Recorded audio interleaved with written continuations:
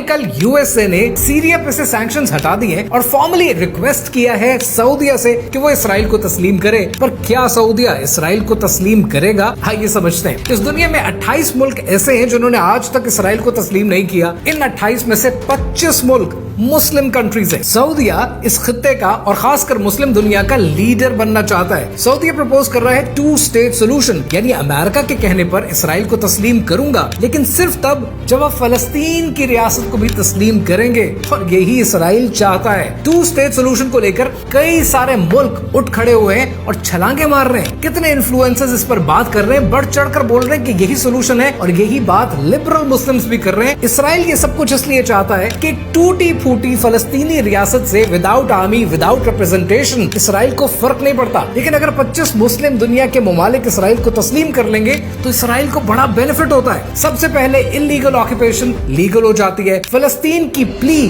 खत्म हो जाती है, इसराइल को ट्रेड रूट के ऊपर, इंटेलिजेंस के ऊपर, रिसोर्सेज के ऊपर कंट्रोल मिल जाता है, ग्रेटर इसराइल के रास्ते में हायल या आखिरी रुकावट भी निकल जाती है, and the worst of all Muslim उम्मा की कमर टूट जाती है। अब ये सब बातें जानना आपके लिए इसलिए जरूरी है कि कुछ दिनों में आप ये देखेंगे कि 2 स्टेट सोल्यूशन आपके यहाँ नॉर्मलाइज कर दिया जाएगा। लेकिन तब आपने ये जानना है कि ये गासिब था, गासिब है और गासिब ही रहेगा, जिसको हम नहीं मानते। फलस्तीन की रियासत पर, उसकी जमीन पर अगर किसी का हक बनता है तो वो सिर्फ फलस्तीनियों का।